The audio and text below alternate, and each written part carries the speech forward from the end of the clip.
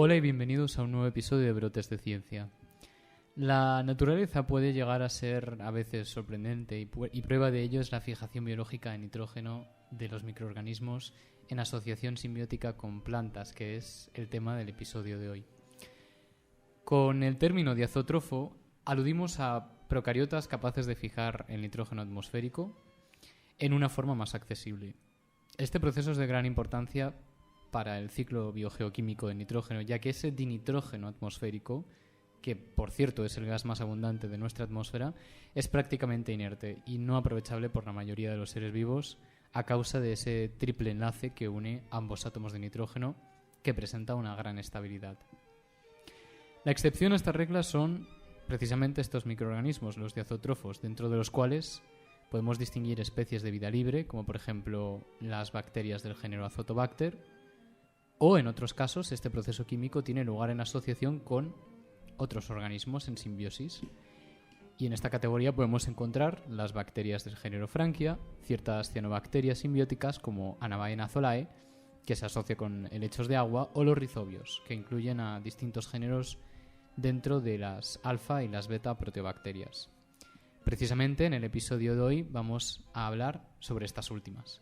Y para ello contamos con la presencia de Luis Rey, que es doctor en biología por la Universidad Politécnica de Madrid e investigador del grupo Asociaciones de Bacterias Simbióticas con Plantas del Centro de Biotecnología y Genómica de Plantas, así como profesor en la Escuela Técnica Superior de Ingeniería Agronómica, Alimentaria y de Biosistemas. Además, Luis Rey es un apasionado por la divulgación científica, como nosotros en Brotes de Ciencia, y ha coordinado diversos eventos de esta índole, como la Semana de la Ciencia, la Noche de los Investigadores, el programa Padrino a la Ciencia, el Día de Fascinación por las Plantas, y precisamente por ello recientemente ha sido galardoneado con el Premio Ciencia y Tecnología para la Sociedad de la UPM. Por ello vamos a aprovechar esta visita para hablar también sobre transferencia de conocimiento entre ciencia y sociedad y sus implicaciones. Así que muchas gracias, Luis, por estar hoy aquí con nosotros. Un placer, encantado. También contamos con la presencia en la mesa de Pablo Rodríguez, que es colaborador habitual de Brotes de Ciencia. Buenas, ¿qué tal?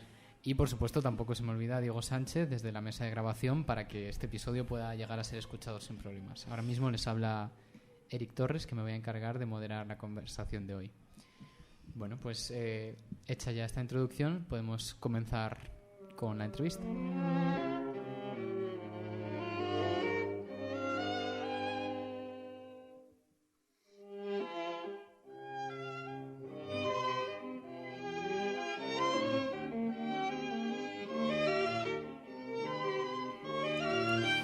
Bueno, Luis, vamos a empezar introduciendo un poco el tema. Si podrías comenzar un poco hablando más en detalle sobre estos microorganismos, es decir, cómo es posible que un microorganismo pueda asociarse selectivamente a una familia de plantas y ayudarla a fijar nitrógeno, y por qué no ocurre con todas las plantas. Vale, mi formación es de microbiólogo y mi especialidad son bacterias, y entonces así como introducción, como algo a lo mejor que no le es común a todo el mundo, que no lo conoces. Las bacterias, por ejemplo, tienen alrededor de 5.000 genes. Algunas tienen menos y otras pueden llegar hasta tener hasta 10.000.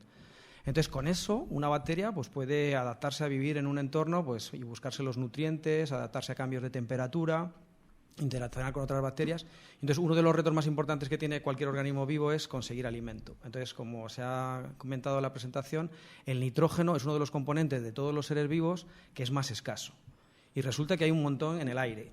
Entonces, en el aire lo que hay es nitrógeno, como ha dicho Eric, que es un nitrógeno molecular poco interactivo. Y entonces, solo algunas bacterias, tienen unas enzimas, que son unas proteínas con actividades, que pueden romper ese triple enlace y convertirlo en amoníaco, que forma parte, por ejemplo, de los aminoácidos y de otros compuestos nitrogenados que van a formar parte de las macromoléculas de los seres vivos. Entonces, lo relevante en lo que yo trabajo es que el nitrógeno está ahí, pero solo algunas bacterias son capaces de convertirlo en amonio y poderlo utilizar. Ninguna planta, ningún animal, ningún hongo es capaz de hacer eso. Entonces, a lo largo de la evolución, y parece ser que está relacionado, los seres vivos empezaron en el mar y entonces hicieron una colonización al medio terrestre. Entonces, cuando empezó la colonización al medio terrestre, pues ahí empezó a haber una evolución de algunas bacterias y empezaron a asociarse con las primeras plantas.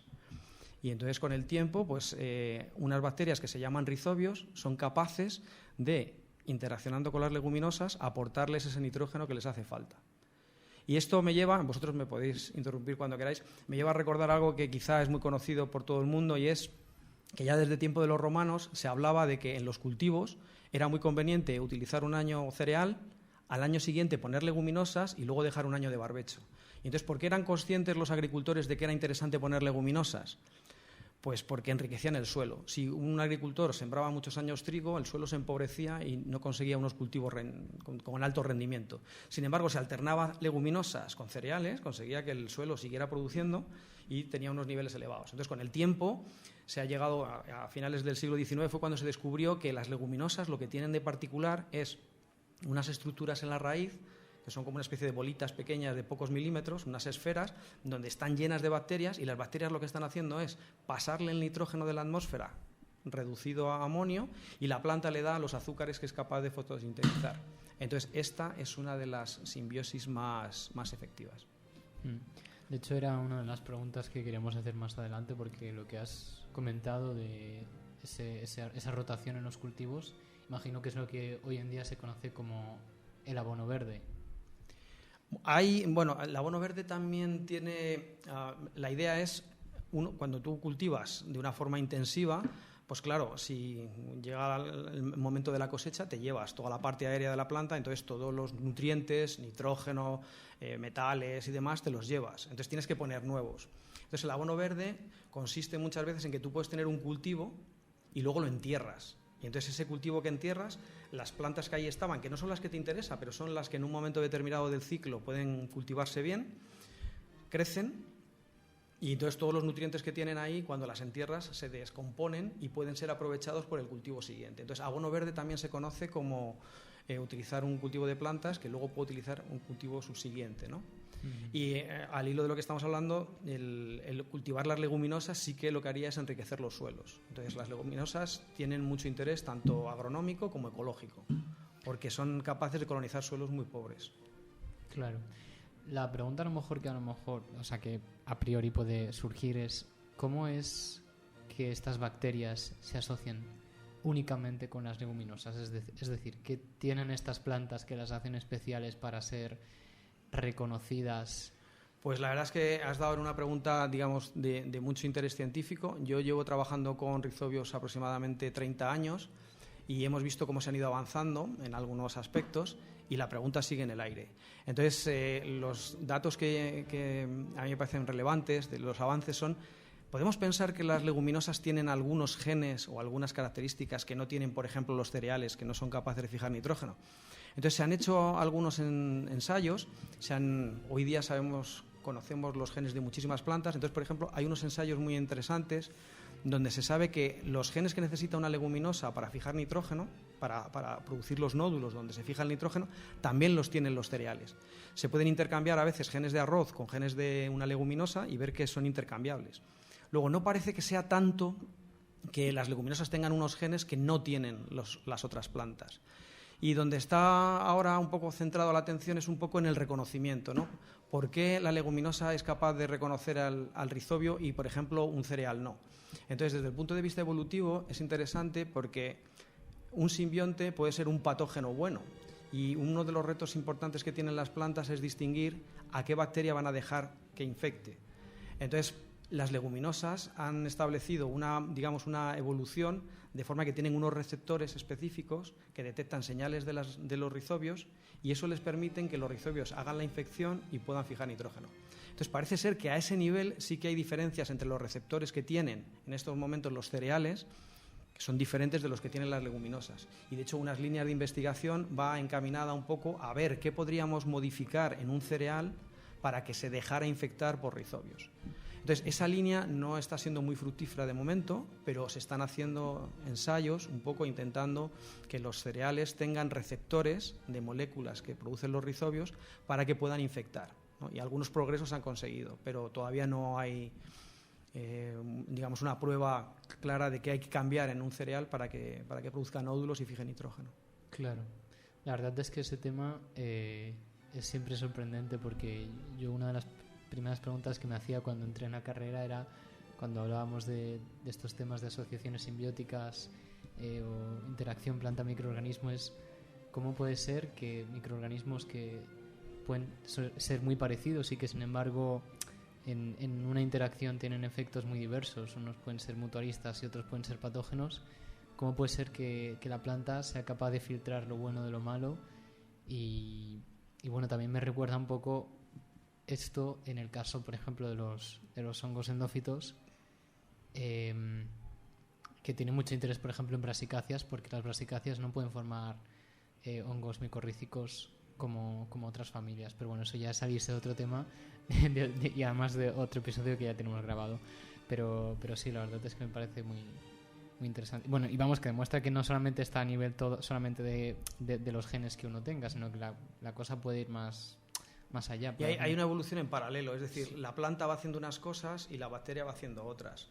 Entonces, pues muchas veces, por ejemplo, en el caso de los patógenos, se ve muchas veces que las plantas se defienden de los patógenos. Sí. Entonces, muchas veces cuando las bacterias muchas veces envían señales, que muchas veces son proteínas que introducen dentro de las células vegetales para reprimir la respuesta de defensa de la planta. Entonces, las plantas van evolucionando y consiguen algunas veces anular, destruir esa señal. Y entonces las bacterias, digamos, que inventan.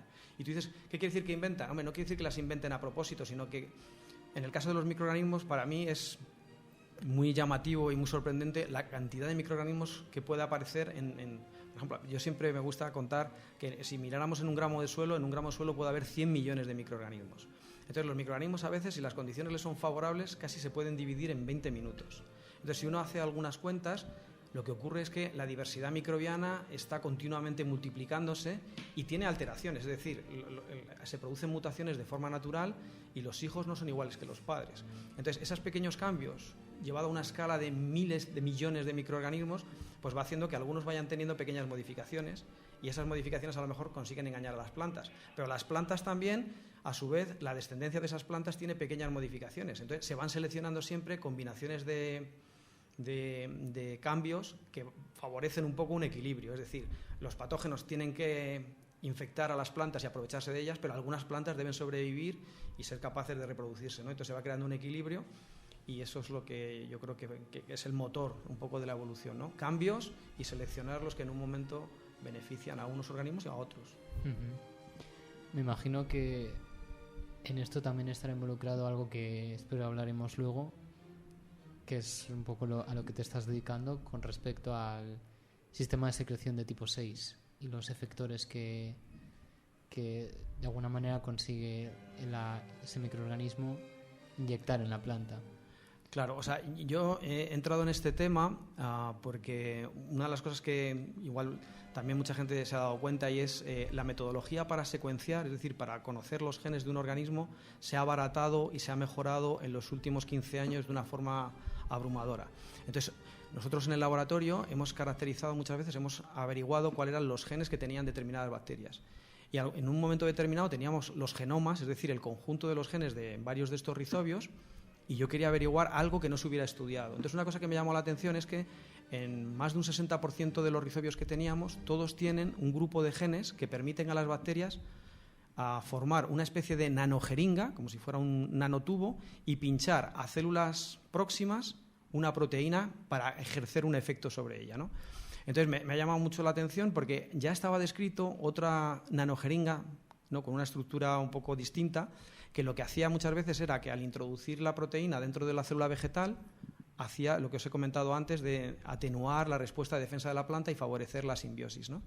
Entonces, en nuestro grupo pues nos planteamos un poco si el tipo 6, que es otro tipo de nanojeringa, haría algo parecido, ¿no? Entonces, el tipo 6 se había descrito ya en patógenos vegetales y animales. Entonces, por ejemplo, inicialmente se describió en Pseudomonas aeruginosa, que produce fibrosis quística en humanos, y se vio que para que esta bacteria tenga éxito infectando los pulmones de las personas, estas proteínas que inyecta a través del sistema de secreción de tipo 6 eran muy importantes. Y también se descubrió, por ejemplo, en Vibrio cólera. En Vibrio cólera también se describió este sistema con una función, con una relación similar. Es decir, que el vibrio que tenía el sistema de secreción de tipo 6, es decir, este nanopistola, conseguía tener más éxito infectando a células, por ejemplo, humanas. Entonces yo me planteé el hecho de que si yo tengo una bacteria que interacciona con plantas, esto puede tener un papel equivalente en plantas. Y entonces pues, empezamos a estudiar cuál era el papel. De hecho, siempre que se estudia el papel de un gen, lo que se hace muchas veces es eliminarlo, mutarlo y ver qué efecto tiene. Y nosotros hemos conseguido pues, publicar trabajos donde se ve que al alterar el sistema de secreción de tipo 6 de varios rizobios, la nodulación ya no es eficiente. Entonces ahora tenemos un gran reto y es averiguar por qué no es eficiente. Entonces nos gustaría encontrar cuáles serían esos efectores o esas proteínas que son las que se traslocan dentro de la célula vegetal para hacer que la planta de alguna forma modifique su fisiología y permita que el rizobio infecte exitosamente, ¿no? También sabemos que hay algunos casos en que ese tipo de proteínas lo que tienen es un efecto contrario a lo que podríamos llamar beneficioso. Se sabe que en algunos casos la presencia de sistemas de secreción lo que hace es dificultar la interacción entre una planta y un microorganismo, ¿no? Entonces, hemos encontrado que muchas bacterias, como ya he dicho, tienen sistemas de secreción. Entonces, lo que son la estructura de la nanojeringa es muy similar en todos los organismos, pero aquello que transportan parece ser que es muy diferente, ¿no? Y entonces, la línea nuestra de investigación ahora está en caracterizar qué podrían estar transportando, ¿no?, esos sistemas de secreción de los rizobios. Pensamos que tiene un papel con la leguminosa y otra cosa que estamos viendo es que parece ser que va a tener un papel muy importante en la interacción con otras bacterias del entorno. Ese sistema de secreción se ha descrito ahora muy ampliamente como una especie de nanoarma, o sea, un arma microscópica con la que una bacteria mata a una competidora. Entonces pensamos que, claro, eso depende un poco del tipo de bala, es decir, la nanojeringa permite disparar balas. Pero hay balas que tienen una función antimicrobiana, es decir, matan a los competidores, y otra, que ese efector lo que actúa es como una molécula señalizadora, que manda una señal que interfiere, por ejemplo, con el metabolismo de una planta, ¿no? Entonces parece que es un sistema muy versátil y pensamos que hay mucho por descubrir todavía. Entonces, en eso es lo que estamos centrados ahora en una parte de la investigación de nuestro grupo. ¿Y cómo más o menos es el enfoque para empezar a encontrar esos efectores, es decir, identificar, vale, esto es un efector que tiene función en la nodulación? ¿Cómo encontráis eso? Y porque claro, luego podéis a lo mejor pasar a estimar su función por ontología génica, pero ¿cómo encontráis esos efectores? Claro, bueno, tenemos algunas pistas, o sea, algunas herramientas, y una de las que se está revelando cada vez más útil y se utiliza cada vez más ampliamente es la bioinformática.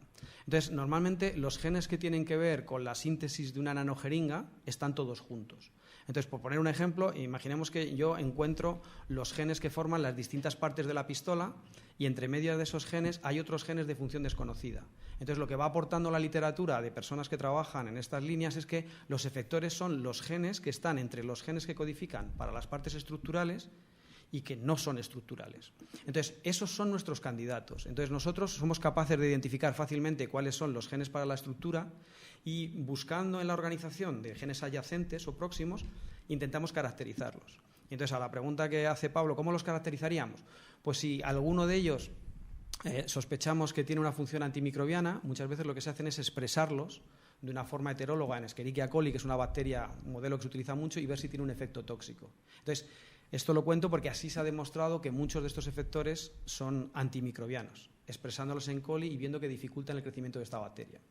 Luego también hay trabajos, también no solamente hay efectores que son antibacterianos. Recientemente hay un trabajo muy interesante donde lo que se ve es que cuando los efectores son antibacterianos, a nivel genético están el gen que codifica la toxina y al lado hay un gen que codifica la antitoxina. Y eso es para que una bacteria no se autoenvenene. Entonces, cuando se encuentra a veces que los genes no tienen... Cuando hay una pareja de genes entre los genes estructurales, frecuentemente son una pareja proteína tóxica, proteína de inmunidad. Así se conocen. Pero el trabajo este al que estaba haciendo mención, se llevó a cabo en Serratia, o se estudió en Serratia, que es una bacteria que puede producir infecciones en humanos, se vio que había alguno de estas proteínas de función desconocida en mitad de los genes efectores, y como no tenía otra proteína al lado, el gen que codifica para otra proteína al lado, se pensó que podía ser un efector que tuviera una diana no bacteriana, sino eucariota, es decir, con plantas o con hongos. Y se hicieron unos ensayos de ver el comportamiento de esta bacteria frente a levaduras, que son hongos, y se vio que tenía un efecto antifúngico, antihongos, ¿no? Entonces, ahora la pregunta de Pablo, ¿cómo podemos caracterizar los efectores? Pues podemos buscar las posibles dianas. Entonces, otras, por ejemplo, se ha visto en amebas. Las amebas son unos protozoos capaces de comerse a las bacterias. Entonces, muchas veces las bacterias quieren zafarse, ¿no? Quieren evitar que se las coman. Entonces, muchas veces las bacterias introducen efectores dentro de la ameba y consiguen neutralizar de alguna forma la capacidad de la ameba de comérsela, ¿no? Entonces, se pueden estudiar con algún tipo de algún modelo de ver si alguna de tus proteínas introducida en una planta o introducida en un organismo qué efecto tiene, ¿no? Entonces, eso serían así algunas aproximaciones que se pueden hacer, ¿no? Sí, además, bueno, claro, entiendo que vuestro objetivo a la hora de caracterizar estos sistemas, aparte de entenderlos en sí, que la ciencia fundamental en sentido puro es algo que a veces se olvida, ¿no? Bueno, sí, pero ¿esto para qué? Saber, ¿Esto ¿no? para qué? Pues porque quiero saber cómo funciona a lo mejor. Claro. Pero entiendo que esto podría tener aplicaciones, por ejemplo, si conoces cuál es el efector y cómo funciona a la hora de lo que tú dices de, por ejemplo, llevar el fenómeno de nodulación a cereales, por ejemplo, podría ser una vía, ¿no? Alternativa. Quiero decir que podría ayudar a ese objetivo. Eso parece muy ambicioso porque de momento no se ha descrito ningún efector dependiente del sistema de secreción de tipo 6 que se transloque o se transporte a una célula vegetal.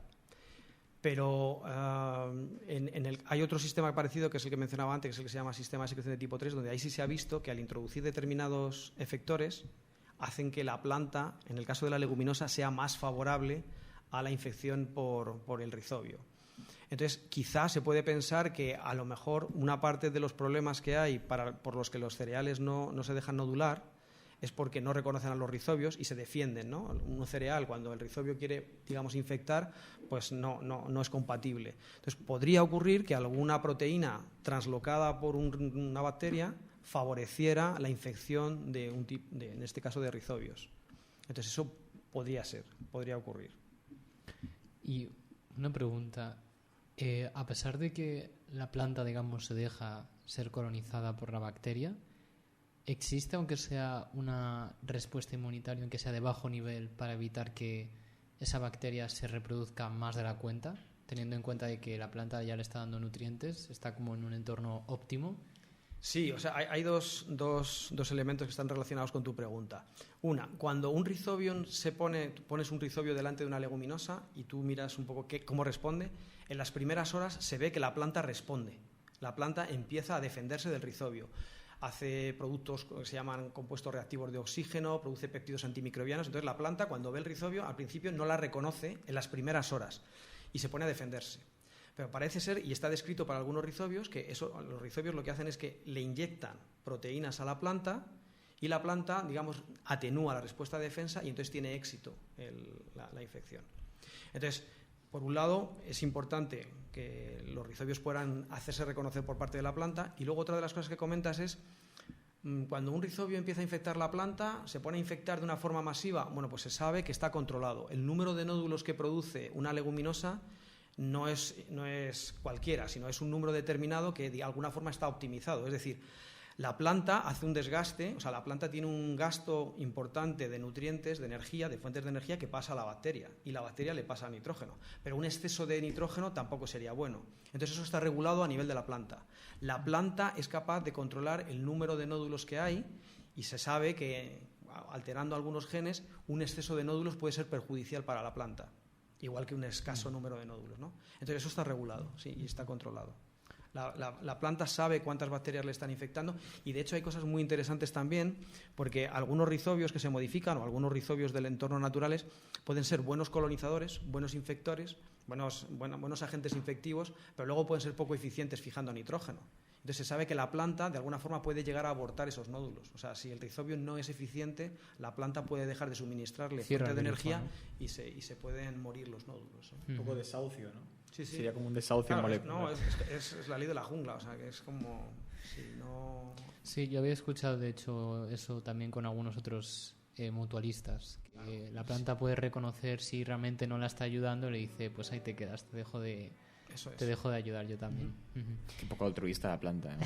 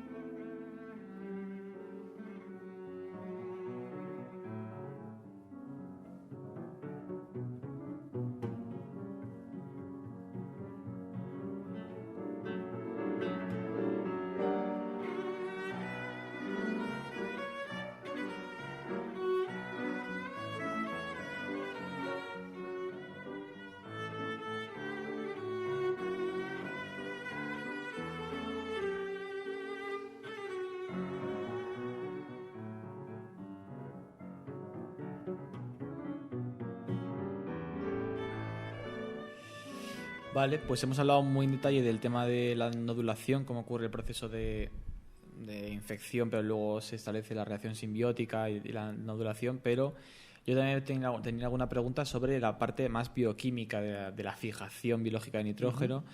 Y, por ejemplo, uno de los aspectos más críticos desde este punto de vista evolutivo es cómo se ha logrado sortear la inhibición por oxígeno de la nitrogenasa. Decíamos que la nitrogenasa es la enzima de estas bacterias, estos diazotrófos, que les permite convertir el nitrógeno atmosférico en amonio. Pero esta enzima resulta que es muy sensible al oxígeno. Entonces, ¿cómo es posible que estos diazotrófos hayan logrado evitar esta inactivación de su enzima? Porque, tenemos entendido de que en los nódulos, por ejemplo, hay un ambiente anóxico, pero tenemos diazotrófos de vida libre que de hecho son aerobios. Entonces, ¿cómo es posible esto?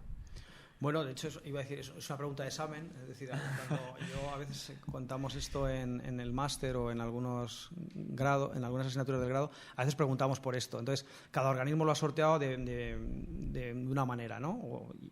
Entonces, la nitrogenasa es una enzima que es muy sensible al oxígeno. Entonces, por ejemplo, algunas bacterias parecidas a Escherichia coli, como Klebsiella, por ejemplo, que es capaz de fijar nitrógeno, pues Klebsiella lo que hace es que puede vivir en condiciones aeróbicas con oxígeno y sin oxígeno. Entonces, se dedica a fijar nitrógeno cuando no hay oxígeno. Por ejemplo, hay algunas bacterias del género Clostridium que son anaerobias, quiere decir que solo viven cuando no hay oxígeno. Entonces, esas no tienen problema porque no se lo van a encontrar.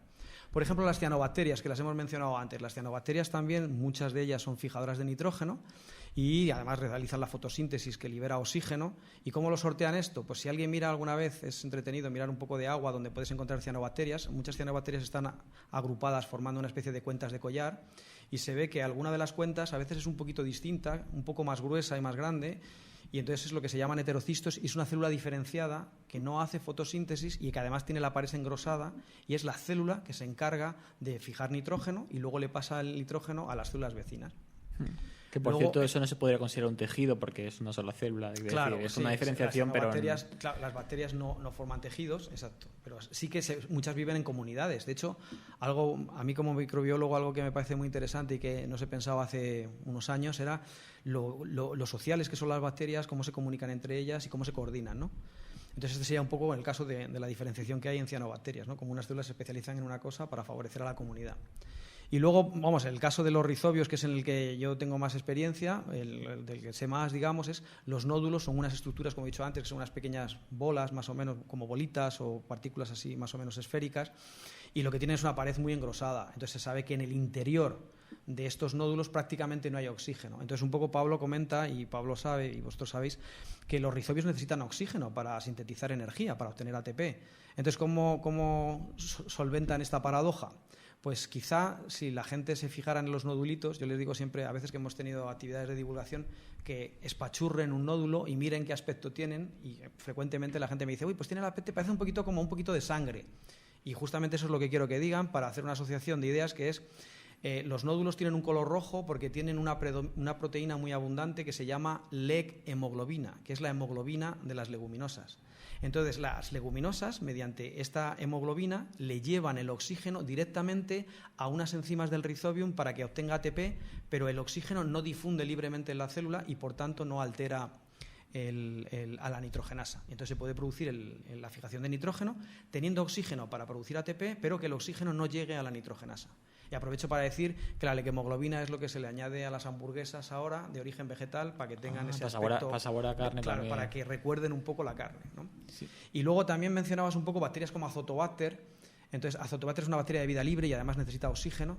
Entonces, quizá estos son unos términos más específicos, pero las bacterias para obtener muchas veces ATP lo que hacen es una actividad que se llama respirar y lo que hacen es consumir oxígeno. Entonces, lo que ocurre en Azotobacter, que le permite fijar nitrógeno y que el oxígeno no inhiba la nitrogenasa, es tener muchas oxidasas terminales muy activas que le permiten obtener el ATP que les hace falta para el metabolismo y no dejar que el oxígeno difunda en la célula para que pudiera, digamos, de alguna forma inhibir a la nitrogenasa. Entonces, Azotobacter es un respirador muy, muy impresionante. O sea, es una bacteria con mucha capacidad de, si hay oxígeno, utilizarlo enseguida y no dejar que el oxígeno pueda difundir y inhibir a la nitrogenasa. Entonces, esas son los datos más, o sea, la información más importante que hay sobre O sea, que estrategias. podríamos decir que cada maestrillo tiene su librillo, ¿no? O sea, cada Sí. género, filo... Claro, pues... depende de dónde vivas, pues allí te has adaptado un poco para solventar el problema de la fijación de nitrógeno, que es incompatible con...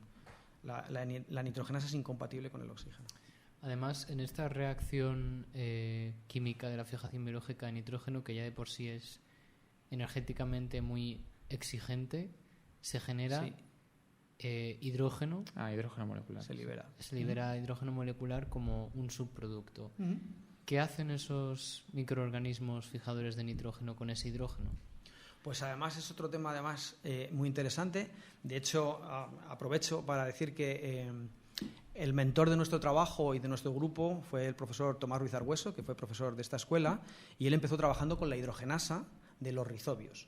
Entonces, hay algunos rizobios que tienen una enzima que se llama hidrogenasa y que son capaces de reciclar ese hidrógeno y que, por tanto, podrían contribuir al rendimiento energético de la bacteria. Pero es verdad que hay otros muchos rizobios que no tienen esa hidrogenasa y el hidrógeno se libera. Entonces, justamente hace un par de semanas, un profesor de Canadá ha venido a visitarnos con idea de establecer una colaboración porque él está muy interesado. El hidrógeno, como todo el mundo sabe, es una excelente fuente de energía. Y no solo sería una fuente de energía para nuestras máquinas, sino también es una fuente de energía para los microorganismos. Entonces, quizá cuando los rizobios están fijando nitrógeno y están liberando ese hidrógeno les está sirviendo de fuente de energía a una comunidad microbiana que vive en el entorno. Entonces, algo que cada vez tiene más importancia, y aunque es difícil de abordar, es cómo viven los microorganismos en comunidad. Entonces, nosotros podemos imaginar una raíz de una leguminosa donde está el rizobio, sí, pero aparte del rizobio hay otros cientos de millones de bacterias de miles de géneros distintos, de especies distintas. Entonces, a lo mejor ese hidrógeno favorece a determinadas bacterias y el conjunto hace, por ejemplo, que el cultivo pues, sea más rentable. De hecho, ese es el trabajo un poco con el que estaríamos interesados en colaborar con este grupo canadiense, y es que este grupo canadiense se encarga de ver qué bacterias utilizan el hidrógeno. Y entonces lo que ha planteado es ver qué pasaría si yo comparo, por ejemplo, raíces con nódulos de rizobios que están liberando hidrógeno y de rizobios que no están liberando hidrógeno porque tienen hidrogenasa. ¿Cambia mucho la comunidad microbiana? Al tener una comunidad microbiana, esas raíces distintas, ¿eso puede influir en el rendimiento de las plantas? ¿Nos puede interesar que haya más hidrógeno disponible para que cambie la comunidad microbiana que está ahí utilizándolo? Entonces eso es un tema de interés ahora, porque probablemente hay un montón de bacterias que se benefician de ese hidrógeno.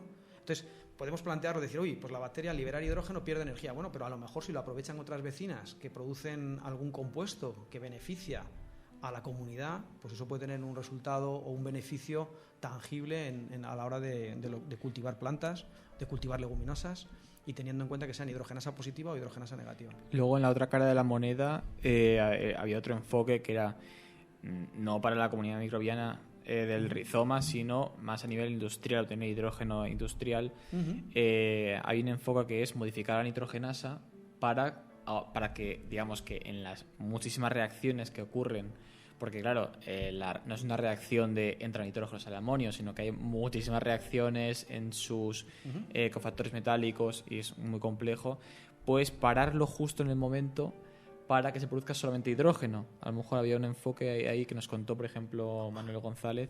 Sí, y eso lo hace Luis Rubio también. Han tenido un proyecto sobre eso. Eso es. ¿De producir solamente hidrógeno o no? Sí, también. De intentar hacer, alterando un poco la nitrogenasa, una nitrogenasa que libere. O sea, nosotros cuando lo contamos, normalmente lo que decimos es que la nitrogenasa, por, digamos, restricciones bioquímicas, cuando fija nitrógeno, al menos el 25% tiene que ser hidrógeno. O sea, que si una nitrogenasa es muy eficaz, de cada 8 electrones que utiliza, el 2 van a ir a hidrógeno, de forma obligada bioquímicamente. Entonces, hay algunas nitrogenasas que son más inefectivas. Entonces, en vez de liberar el 20% de hidrógeno, liberan más, el 30 o el 40. Entonces, una línea que, como tú has mencionado, con Manuel González Guerrero y con Luis Rubio, estaba interesada en ver qué modificaciones podría tener la nitrogenasa para que la cantidad de hidrógeno que liberara fuera mucho mayor. Y esa es una de las líneas de investigación que han tenido financiadas, sí. Sí. Claro, porque eso luego podría llevar a tener fuentes de combustibles mucho más accesibles. Porque al final es un cultivo microbiano. O sea, tú haces un bioreactor gigantesco con esa bacteria modificada. Entonces, se está investigando, claro, o sea, es una opción, como tú has dicho muy bien, es utilizar la nitrogenasa, y otra buscar hidrogenasas, porque las hidrogenasas son enzimas reversibles, es decir, hay hidrogenasas que, digamos, reducen el hidrógeno, y hay otras que lo oxidan y lo liberan. Pueden coger protones y terminar liberando hidrógeno, ¿no? Entonces se puede buscar hidrogenasas que liberen hidrógeno. Entonces buscar metabolismos de microorganismos que liberan hidrógeno, pero con hidrogenasas de forma específica. Entonces eso es otra línea también. Entonces eso se está buscando también con algunas bacterias fotosintéticas que tienen hidrogenasas, y se puede buscar que alguna de ellas tenga unos niveles de liberación de hidrógeno que sean, desde el punto de vista económico, rentables. Claro, así puedes destinar la energía que se puede usar para obtener hidrógeno por electrolisis, pues a consumo doméstico, por ejemplo. Sí, o sea, claro. O sea, el hidrógeno parece ser que es uno de los buenos candidatos como energías renovables y energías sostenibles, sí. Y uno de los problemas principales de los cuellos de botella es precisamente la producción del hidrógeno, donde obtenerlo. Entonces Claro, podría ser interesante. Mm. Retomando un poco un tema que hemos comentado anteriormente, precisamente has comentado antes que uno de los talleres que hacéis es plantar una leguminosa, por ejemplo lenteja, y hacer un control negativo en el que le añadimos agua y otro cultivo donde le añadimos un inóculo de rizobio, y al cabo del tiempo uno puede ver que aquella planta que ha sido inoculada tiene las hojas verdes, está como sana, ¿no? Se la ve bien, y la otra en cambio empieza a tener hojas amarillas y a verse pues con un crecimiento más retardado. ¿Por qué? O sea, podríamos considerar, por tanto, que esta nitrogenasa actuaría como una especie de fertilizante natural. Sin embargo, como hemos dicho anteriormente, esto simplemente se circunscribe, en este caso concreto, a las leguminosas. Luego hemos comentado anteriormente de una cianobacteria, ¿no?, que se asocia con los helechos, y que precisamente creo que alguna vez lo hemos hablado, que también tiene que ver mucho con la fertilización de cultivos de arroz en el sudeste asiático. Pero, por ejemplo, en el caso de los cereales que hemos estado comentando, donde no tenemos este tipo de asociaciones simbióticas, uno puede imaginar cómo era entonces el rendimiento de ese tipo de cultivos antes de que apareciese los fertilizantes sintéticos y el proceso de Haber-Bosch, que ha venido a suplir un poco esa carencia, digamos, de nitrógeno como nutriente limitante. No sé si queréis comentar algo de este tema. Yo puedo comentar alguna cosa. Una que aprovecho para decirlo. Nosotros hemos grabado un vídeo donde contamos eso que tú dices, de cómo preparar unas lentejas o unas leguminosas, inocularlas y ver la diferencia que hay cuando tienen nódulos y están fijando nitrógeno de cuando no. Entonces me parece que si alguien escribe, es un vídeo de YouTube que está ligado al CBGP, que es algo así como nodulación y CBGP, creo que sale un vídeo y se explica cómo se hace eso. Entonces, yo estoy de acuerdo, o sea, y me parece que decir que las leguminosas es una forma de fertilizar. Me gusta contar también muy a menudo cómo todas las civilizaciones han descubierto eso. Y me gusta contar que, por ejemplo, en México los maíces se cultivan normalmente en hileras asociadas con cultivos de frijoles, que eso es lo que nosotros llamamos judías, que se enroscan alrededor de los maíces. Entonces, ¿por qué los agricultores fueron... qué sorprendente es que los agricultores se dieran cuenta de que cuando cultivaban el maíz, el cultivarlo al mismo tiempo que las judías hacía que el rendimiento fuera mucho mejor. Tenían judías, pero además el maíz también podía prosperar porque se beneficia del nitrógeno que queda luego ahí cuando la planta se muere y demás. Y luego has mencionado también la del sudeste asiático. Entonces, normalmente cuando los agricultores cultivan un tipo de planta, no les gusta que haya otras plantas o otros organismos en el mismo sitio. Sin embargo, los agricultores en la India y en zonas, en la India y en el sudeste asiático en general, donde se cultiva arroz, se favorece que se prolifere un helecho con una cianobacteria, de forma que lo que hacen es, al proliferar mucho, lo que hacen es utilizar mucho nitrógeno gaseoso y convertirlo en amonio. Y luego, cuando esos helechos se mueren, que están asociados con cianobacterias, eso que queda ahí es el fertilizante que aprovecha el cultivo del arroz. Y luego, pues ahí en el Mediterráneo, pues era típico también poner, a lo mejor, el año que teníamos cereales, cebada, trigo, se ponía también, se podía poner alfalfa o se podían poner los garbanzos. A mí me gusta recordar también que las judías vienen todas de América, o sea, que los frijoles, hasta que Colón no llegó a América y pasaron unos años, no empezaron a verse en Europa. Los frijoles son americanos. Pero aquí ya había, por ejemplo, altramuces, teníamos garbanzos, teníamos lentejas y otras leguminosas que son muy populares y que además ahora la Unión Europea está intentando promocionar su uso. Entonces tienen dos ventajas. Por un lado, una dieta rica en cereales y en leguminosas es muy completa.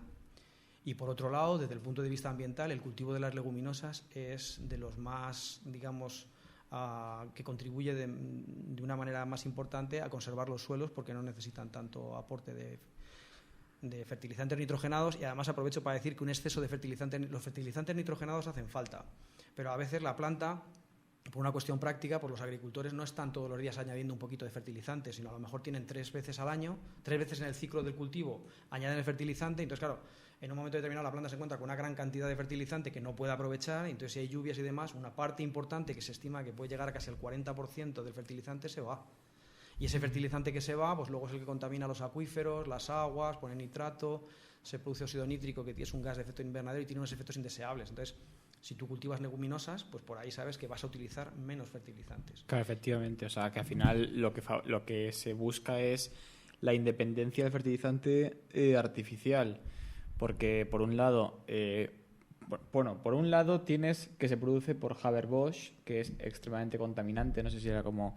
creo que era que consumía el 5% de la energía, sí, un 2%, al menos un 2% de la energía mundial. Sí. Y que se estima que también que la mitad de nuestros átomos de nitrógeno proceden de esta reacción, debido a que para poder alimentar a tanta gente hemos requerido de este fertilizante artificial. Pero como dice Luis, efectivamente, si no se usa adecuadamente, pues difunde a ríos y se produce pues lo que conocemos siempre el proceso de eutrofización, que por exceso de fertilizante, o sea, de nutriente nitrogenado en el agua, pues hay una excesiva proliferación de algas.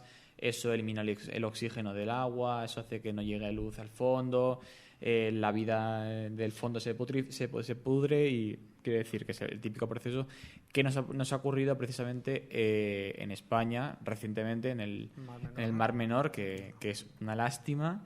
O sea, cada vez el Mar Menor está peor y es una de las causas. Entonces es una pena, porque es que destruyes pues eso, el ecosistema natural de España, que hay que conservarlo, evidentemente. Sí. Sí, a mí una cosa que me parece curiosa es que esto ya podríamos decir que es una protoaplicación biotecnológica al uso de leguminosas, ¿no? Porque muchas veces siempre que se habla de los inicios de la biotecnología, se habla de la cerveza, se habla de... Pero pocas veces se habla del uso de las leguminosas para... Que es muy antiguo. Exacto, muy bien hilado. Muy antiguo. Sí. Las leguminosas se llevan utilizando de... ¿Y qué aplicaciones biotecnológicas ves más favorables o destacarías en el uso de estas leguminosas, en el uso de esta interacción rizobio-planta? Hombre, las leguminosas tienen la ventaja de que pueden llegar a tener un 50% de la semilla es proteína, del peso seco.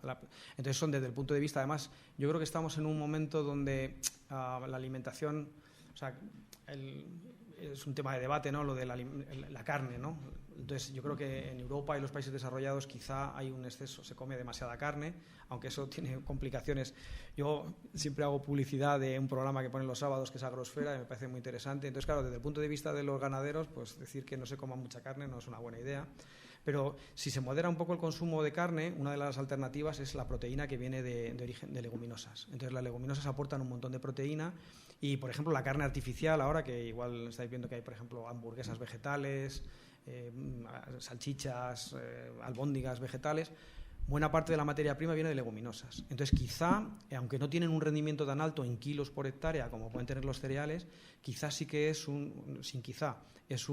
una planta de mucho interés, y que probablemente la promoción de su uso y de su consumo es una cosa recomendable. Y de hecho yo creo que es lo que está haciendo Europa. Hay un día que es el Día Internacional de las Leguminosas, y España, por ejemplo, y además hablando de esta escuela, pues también tiene mucho interés los bancos de germoplasma, es decir, guardar un poco la gran diversidad, ¿no? Porque prácticamente en España hasta no hace mucho tiempo, cada población relativamente pequeña tenía su variedad de judías, ¿no? Hay variedades de judías, de hecho España es muy rica a nivel gastronómico, pues las judías de Tolosa, pues los judiones de la Granja, los Garrafó de Valencia, en fin, hay un montón, ¿no? Entonces, pues eso conviene no perderlo y promocionarlo. Yo creo que conviene promocionarlo y desde el punto de vista para la salud es muy saludable, y desde el punto de vista del medio ambiente, cultivar leguminosas, pues ya estamos comentando que desde el punto de vista de disminución del uso de fertilizantes, pues también tendría mucho interés. Sí, sí.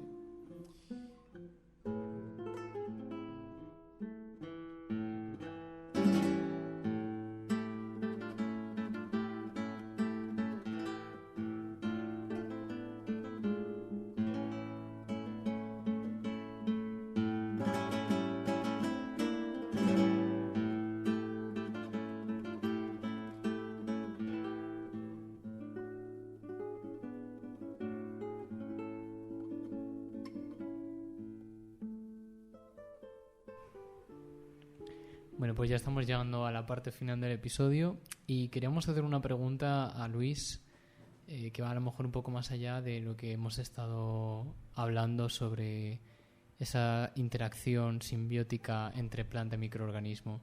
Y la pregunta es, ¿qué otras alternativas o cuál es tu visión respecto a expandir este concepto de la fijación biológica de nitrógeno, por ejemplo, reconstruyendo la ruta bioquímica que ha desarrollado el diazotrofo en la propia planta, para que no dependa del microorganismo y por tanto sea independiente de la simbiosis? ¿O qué otras alternativas puede haber? Por ejemplo, hemos comentado anteriormente el tema de los cereales, que no ha sido muy exitoso hasta entonces, pero ¿de qué otras maneras podemos potenciar esta fijación biológica de nitrógeno sin echar mano directamente de lo que hemos estado hablando durante el episodio? Pues es un tema de mucha actualidad, y ahora pues ahí se manejan tres líneas de trabajo, ¿no? Entonces, una es, se sabe que hay bacterias que fijan nitrógeno por su cuenta en vida libre, pero que algunas de ellas en determinadas condiciones se pueden asociar de una forma no tan íntima como hacen los rizobios, porque los rizobios lo que producen es una infección intracelular. Pero hay bacterias que se pueden asociar, ¿no?, con la raíz, pueden estar asociadas sin entrar dentro de las células, y eso se llaman endofitos. Entonces, por ejemplo, hay varias líneas de investigación que buscan promover la acción de los endofitos. Entonces, hay trabajos ya prometedores, y de hecho se tienen aplicaciones directas. Por ejemplo, en campos de Uruguay y de Argentina se inoculan praderas de gramíneas con bacterias que fijan nitrógeno en vida libre y que se sabe que se asocian a las raíces de estas gramíneas. Y con eso se consigue incrementar la producción de pastos, y un poco eso beneficia, ¿no?, a los ganaderos. Y otra, por ejemplo, también de personas que yo conozco, de investigadores, han estado estudiando, por ejemplo, la caña de azúcar. Y se ve, por ejemplo, la caña de azúcar es un cereal, y también se ha visto que puede crecer en zonas donde no se añaden fertilizantes, y eso, la explicación más razonable es porque se está asociando con bacterias que fijan nitrógeno y que consiguen aportarle suficiente nitrógeno como para que en algunos casos no haga falta fertilizarlas. Entonces, quizá eso se puede mejorar, incluso se puede utilizar para otras plantas que ahora no se ha pensado, ¿no? Utilizar bacterias que fijan de por sí nitrógeno y que se puedan asociar a plantas de interés comercial. Esa sería una estrategia. Otra de las estrategias relacionadas con la fijación de nitrógeno, que es la que está dando menos frutos, es ver cómo se pueden modificar los cereales, ver cómo se pueden modificar algunos genes que codifican para los receptores de moléculas que producen los rizobios, y esos introducirlos en cereales. Esa línea es la que está funcionando peor, pero también se está investigando. Y luego hay otra tercera, muy, digamos, rompedora, y en la que hay personas que trabajan en el Centro de Biotecnología, como es el profesor Luis Rubio, y que lo que están haciendo es clonar, o sea, coger los genes de fijación de nitrógeno, los genes que se encargan de codificar una nitrogenasa, e introducirlos en plantas. Y entonces eso lo está haciendo por distintos pasos, porque la cosa es compleja, de decir es más fácil, pero para sintetizar una nitrogenasa activa es un proceso que requiere de casi una decena de genes, y entonces hacer que todos ellos funcionen correctamente en las proporciones adecuadas, en los momentos adecuados, dentro de una planta, pues es complejo, ¿no? Pero eso se está haciendo actualmente, y para gran satisfacción para mí, y yo creo que para el país, iba a decir, pues se está haciendo en España, y además en un grupo del Centro de Biotecnología y Genómica de Plantas, que yo creo que es una buena idea.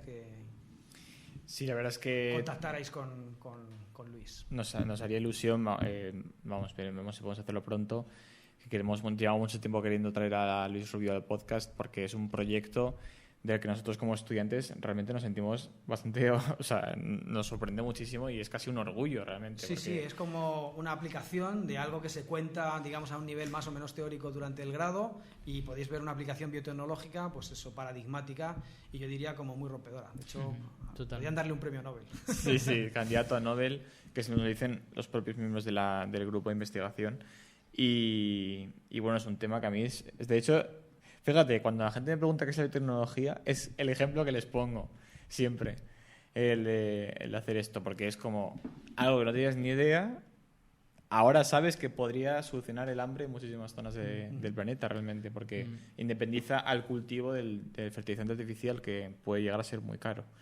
Bueno, yo creo que con lo que hemos estado comentando anteriormente de las dificultades en caso de que la nitrogenasa es sensible al oxígeno, ¿no? Y lo que ha estado comentando ahora mismo Luis, de que se necesita un montón de genes realmente para que todo se funcione, para que Sí. Quede claro la dificultad técnica de esto, que no es un simple proyecto de ingeniería genética, no simplemente clonar un gen. Ojalá fuese así, pero desde luego tiene mucho más... No, claro. Evidentemente no es un juego ¿no? de... Que en el futuro veremos organismos sintéticos, ¿no? Pero de momento, pues hacer que un organismo incluya unos genes que no tiene de forma normal y eso se integre en el metabolismo total, pues eso es una cosa compleja y que no tiene por qué funcionar sin un montón de ajustes. Claro, porque estamos diciendo que este proceso de fijación biológica de nitrógeno hasta ahora solamente se ha visto que ocurre en procariotas. Estamos hablando ahora de transferir esta maquinaria a eucariotas, lo cual ya son palabras mayores. La verdad es que sí. Es que hay ese gap, mira, me hace ilusión comentarlo, ese tremendo hueco de biología molecular entre procariotas y eucariotas. Podría haber algunas pistas que desvelaran algunas posibles alternativas, porque vi hace poco para el que esté estudiante básico de biología o de bioquímica, que sepa más o menos la noción básica de qué es un procariota y qué es una eucariota, le sorprendería conocer que se ha descubierto algunas bacterias que podían encajarse en una categoría que se llamara paracariotas, porque tienen características intermedias. Entonces podríamos encontrarnos con un nuevo dominio, a lo mejor, del árbol.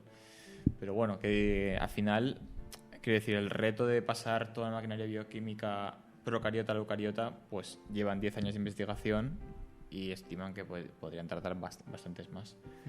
Pero vamos, es una de las aplicaciones que a nosotros nos fascinan como estudiantes. Muy bien, pues se nos ha acabado el tiempo. La verdad es que se nos ha acabado de sobremanera porque Luis, hemos hecho un récord hoy, ¿no? Sí. Creo que hemos marcado el récord del descanso más largo, porque hablar con Luis Roy es un gusto. Mucho, sí. No, hombre, pero es un gusto y se te va el tiempo volando. Sí, y creo que llevamos algo. hemos hecho un descanso como de 1 hora y pico, a lo mejor. Y bueno, pues cuando quieras puedes venir al podcast, Luis, y seguir hablando de microbiología con nosotros. Pues un placer. Exactamente. Bueno, pues con esto vamos a dar por concluido este episodio de Brotes de Ciencia, que esperamos que haya sido de agrado de la audiencia y haya resultado interesante. Me gustaría agradecer a Luis por atender nuestra invitación y estar hoy con nosotros, traernos este tema tan interesante y esas reflexiones suyas que son muy interesantes siempre de escuchar. Igualmente a Pablo por sus intervenciones y a Diego por su trabajo controlando el audio. De manera que yo me despido y esperamos veros a todos de nuevo en un episodio de Brotes de Ciencia. Hasta pronto. Hasta luego, gracias.